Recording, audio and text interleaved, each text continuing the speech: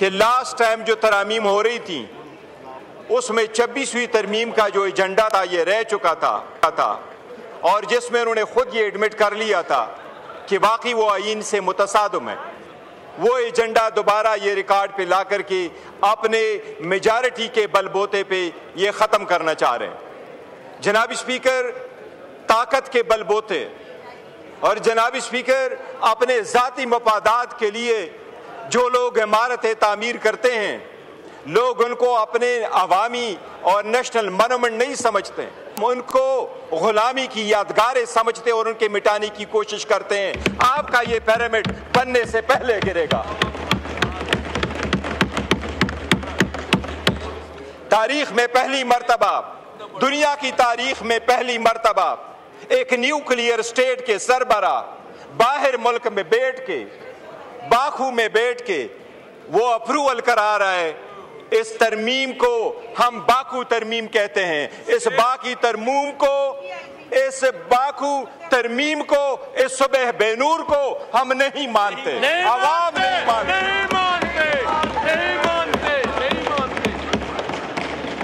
जनाब स्पीकर, मुकद्दस जिम्मेदारी है, ऐवान कह रहा है, आईन कह रहा है, उसके इब्तिदाई अल्फाज प्रियम्बल के यही है।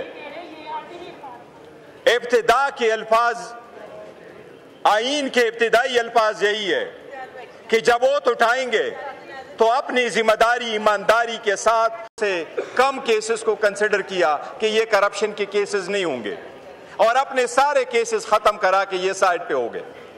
और अब जाते जाते अपने आप को इम्यूनिटी देने जा रहे हैं कि हम जाएंगे तो इम्यूनिटी जाएंगे, हम कानून से बालातर है कि हमारा एहतसाब नहीं होगा। दुनिया में जमहूरी मुमालिक में अवाम के सामने, कानून के सामने जवाबदेह होना ही जमहूरियत है। कानून के सामने जवाबदेह होने ही कानून की बालादस्ती है। क्या सहाबा और खुलफाए राशिदीन पेश नहीं हुआ करते थे? क्या जमहूरियत में आपने नहीं देखा उस जमहूरियत को सलाम जिसमें प्रिंस एंड्रियो को क्वीन एलिजाबेथ जब जिंदा थी तो उसने उसको कहा, न्यूयॉर्क में आपके खिलाफ एक लड़की ने सिविल सूट फाइल किया है, लेकिन मेरा बेटा प्रिंस के हैसियत से उसको डिपेंड नहीं करेगा, मैं अपने बेटे से टाइटल ले लेती हूं और वो रॉयल की हैसियत से वहां नहीं जाएगा। और किंग चार्ल्स ने न सिर्फ उससे बाकी टाइटल लिए बल्कि उसको कहा आज के बाद आप रॉयल लाज में रहोगे भी नहीं। इसको कहते जमहूरियत, इसको कहते कानून की बालादस्ती। जनाब स्पीकर, क्या डोनाल्ड ट्रंप अभी कन्विक्ट नहीं हुआ? क्या उसके पास इम्यूनिटी थी? क्या सरकोजी फ्रांस का सदर कन्विक्ट नहीं हुआ? कल उसको बेल मिली है 3 हफ्ते के बाद। क्या जैक शिराक फ्रांस का सदर था, वो कन्विक्ट नहीं हुआ? क्या यहूद इजराइल वाला सदर वो कन्विक्ट नहीं हुआ? आप लोगों ने नहीं देखा दुनिया के किस सदर के पास इम्यूनिटी होती है? आप बहके, ये कौन सी बात है जो लॉ मिनिस्टर साहब आवाम को बावर कराना चाहते हैं कि सदर अगर चला जाए तो उसके पास समन नहीं जाना चाहिए? बताएं, आपके 15 सदर गुजर गए, कौन सा सदर है जिसके पास समन जा चुका है? जरदारी तो अपने केसेस पहले मर्तबा में पार्कलेन वाले रेफरेंस में 4 अरब रुपए की करप्शन है। क्या करप्शन में आप पेश होकर के नहीं कह सकते कि मैं बेगुनाह हूं? आप नहीं कह सकते इसमें एविडेंस नहीं है? क्या आप ये सिर्फ ले रहे हैं कानून का सामना कि मेरे पास जो मर्जियों में करूं, मैं कानून से बालातर हूं? जनाब स्पीकर, एक चीज मैं जरूर याद कराऊं, आपको अदलिया से जरूर एक शिकायत होगी, लेकिन किंग जेम्स के खिलाफ एक मर्तबा 1670 की सुप्रीम कोर्ट ने बाजवा के एक्सटेंशन के केस में बरतानिया के 1670 के केस का फैसला करते हुए तो उसका हवाला देते हुए यह कहा था कि वहां पर चीफ जस्टिस ने अपने किंग को कहा था और 1616 में वो बिल्कुल इम्यून थे। उसने ये अल्फाज इस्तेमाल किए थे, no matter how high you may be the law is above you. हम कोशिश करेंगे, हम इनको कानून के कटघरे में लाएंगे और इंशाल्लाह होके रहेगा। अरे क्या खाम ख्याली में रहते हो? पहले आपके सामने हुआ नहीं था? कानून के तबादले करके आईन के तबादले करोगे, आप क्या कहोगे? घर में आराम से बैठोगे? अब हमें साइडलाइन करके ये बावर करते हो कि आपकी सरकार को टिकाऊ मिल जाएगा। अरे सरकार को ऐसा टिकाऊ मिलता है, क्या पार्लियामेंट इस कदर मजबूत होती है? अरे वो मर्द आहन बैठा हुआ है, जिस दिन वो निकला वही अदालत खत्म करेंगे इसको इंशाल्लाह। अरे वो मर्द आहन जब आएगा, वो जो लफ्ज कहेगा वही आईन होगा इंशाल्लाह। अगर आजमा के देखना है, अगर आजमा के देखना है, अगर आजमा के देखना है तो किसी द्वार बाजार में जाके देखो, किसी जुमे पे जाके देखो, किसी फौजी पे जाके देखो। हर आईन और कानून उसकी मरूनी मिन्नत है, करो। आपको आपकी सोच पे सलाम है, आपकी डर को सलाम है। इतना डर, इतना भयानक डर, तौबा जी, कि वो दरवाजा ना खुले, कोई उससे मिले ना, मैसेज ना आए। और एक चीज जनाब स्पीकर बताता हूं, हम उस मुल्क के वफादार हैं।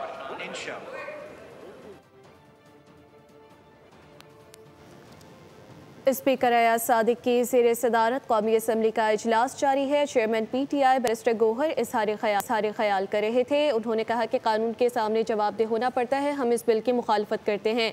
इससे पहले वफाकी वज़ीर कानून आज़म नसीर तारड़ ने 27वीं आईनी तहरीक का बिल कौमी असम्बली में पेश कर दिया। इज़हार ख्याल करते हुए उन्होंने कहा कि दुनिया में आईनी मामलात की समाअत आईनी बेंच करता है। दुनिया के दीगर ममालिक में भी जजेस की तकर्रुरी जुडिशल कमीशन के जरिए की जाती है। मिसाक जमहूरियत में आईनी अदालत के क़याम का बुनियादी नुक्ता शामिल था। हमेशा आइन में तरमीम अक्सरियत से की जाती है। अदालतों का ज़्यादा वक्त आईनी मामलात में सिर्फ होता है। अदालत के खुद नोटिस के इख्तियार पर भी नज़रसानी की गई है। माजी में सुमोटो के इख्तियार का बेजा इस्तेमाल किया गया। माजी में सुमोटो का इख्तियार वज़रा और वज़ीर आज़म के लिए इस्तेमाल किया जाता रहा। बैरिस्टर गौहर ने कहा कि आइन में तरमीम एक हसास मामला होता है, जिसके लिए सबकी राय ज़रूरी होती है। उन्होंने मज़ीद कहा कि आज जमहूरियत के लिए सोग का दिन है। आइन में तरमीम एक हसास मामला होता है। उन्होंने मज़ीद कहा कि दुनिया भर में अवाम के सामने जवाबदेह होना ही जमहूरियत का नाम है। हम इस बिल की 27वीं आईनी तरमीम की सख्ती से मुखालफत करते हैं। हम इस तरमीम को नहीं मानते। दुनिया भर में अवाम के सामने जवाबदेह होना ही जमहूरियत का नाम है।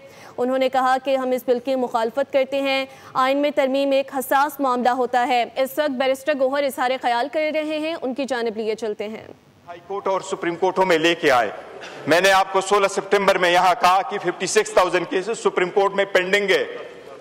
वो केस जिसके लिए आप फेडरल कॉन्स्टिट्यूशनल कोर्ट बना रहे हैं, जिसको आपने प्रिसाइसली कहा कि वो आईनी मसाइल कहेंगे, वो सुप्रीम कोर्ट में आज भी फकत 148 केसेस है।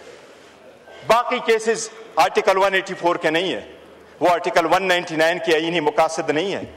अगर 141 केसेस के लिए आप कॉन्स्टिट्यूशनल अदालत बना रहे हैं, ये सब उसके लिए नहीं बना रहे हैं। जनाब स्पीकर, आवाम के बुनियादी हकूक का हुकूमत के खिलाफ, हुकूमत की ज़द-कोब में जो लोग आ जाते हैं, उनके खिलाफ लोगों के पास एक किला होता है, अदलिया किला की हैसियत से ये उस किला को फतह करना चाह रहे हैं और अपनी मर्जी के पैसे ले लेना चाह रहे हैं। जनाब स्पीकर, मैं दो चीज़ों का बसद एहतराम अर्ज करूंगा। आज जब आपने तरमीम करने जा रहे हैं, आपने सेरेमोनियसली भी सुप्रीम कोर्ट को नहीं छोड़ा। आपने सुप्रीम कोर्ट ऑफ पाकिस्तान को खत्म किया, जो तो रहने दिया है, उसके हैसियत को आपने डिस्ट्रिक्ट कोर्ट के मुताबिक में किया। बस जनाब स्पीकर, मैं डायरेक्टली क्वेश्चन करूंगा लॉ मिनिस्टर साहब से कि आपने आर्टिकल 176 में तब्दीली क्यों की? आज के बाद पाकिस्तान से आपने हमेशा हमेशा के लिए चीफ जस्टिस ऑफ पाकिस्तान का टाइटल खत्म कर लिया। 100% आपने खत्म कर लिया। आर्टिकल 176 में तब्दीली करके आज के बाद चीफ जस्टिस ऑफ पाकिस्तान नहीं होगा, वो chief justice of supreme court होगा, दूसरा chief justice of federal constitutional court होगा। आइंदा पूरी दुनिया जब भी कोई आइन से रिलेटेड लॉ से रिलेटेड, रूल ऑफ लॉ से रिलेटेड, आईनी अदालतों से रिलेटेड दुनिया में कभी कोई कन्वेंशन होगा, पाकिस्तान की नुमाइंदगी नहीं होगी, क्योंकि पाकिस्तान के साथ पाकिस्तान का चीफ जस्टिस नहीं रहा। इतना बड़ा जुल्म ना करो, वो वापस कर दो। आपने उसको डिस्ट्रिक्ट जज छोड़ दिया, लेकिन आपने सुप्रीम कोर्ट ऑफ पाकिस्तान, बताओ इस अदालत को कौन से आर्टिकल में जिसमें आपने ये रखा है ये कि there is a chief justice of Pakistan. Chief justice of Pakistan खत्म हो गया जनाब speaker, chief justice of supreme court रह गया। आपकी कौन नुमाइंदगी करेगा इंटरनेशनल वर्ल्ड में? जहां तक आप फेडरल कॉन्स्टिट्यूशनल कोर्ट लेके आ रहे हैं जनाब स्पीकर साहब, मिनटों के हिसाब से होता है। आप अगर chief justice federal constitutional court बनाने जा रहे हैं तो आपने प्रोवाइड किया कि प्राइम मिनिस्टर उसका पहला चीफ जस्टिस लगाएगा और प्राइम मिनिस्टर उनके जजेस लगाएगा, और वो जजेस 68 ईयर्स तक होंगे, unless and until they are 68 years old. अगर आप पहला बेच रखते हैं, सेकंड बेच कब आएगा? इसलिए आप पिक एंड चूज कर रहे हैं। ये प्रोसेस भी सरासर गलत है। जनाब स्पीकर, मैं एक अर्ज करूं आखिर में, और मैं ये अर्ज कर रहा हूं कि जमहूरियत के लिए आईन में तब्दीलियां कंसेंसस से की जाती हैं, और लोग ये यकीन करते हैं कि जब आप कंसेंसस के साथ तब्दीली करेंगे तो वो आवाम की बुनियादों को, जमहूरियत की बुनियाद को मजबूत करेगा। जनाब स्पीकर, उन्होंने डिवाइड प्रोवाइड किया। और एक चीज आपने लास्ट टाइम वज़ीर आज़म ने यह कहा था कि हमारे पास लोटों का वोट नहीं आया। मुबारक हो, कल आपने 2 लोटों के वोट से अपना तरमीम पास करवाया, वो भी 62। भाग गया। वज़ीर आज़म ने लास्ट टाइम हमें कहा प्राउडली कि मेरे जो उन्हें हमें वोट दिया है 5, उनको हमने निकाला है। उन्होंने कहा था वो लोटे नहीं थे। चलो कल तो लोटों का वोट लिया। लोटों से बना हुआ तरमीम योराना आवाम की खिदमत नहीं कर सकेगा। ये बड़ी बदकिस्मती है। थैंक यू जनाब स्पीकर। सब्सक्राइब करें और बेल दबाएं ताकि कोई खबर रह न जाए।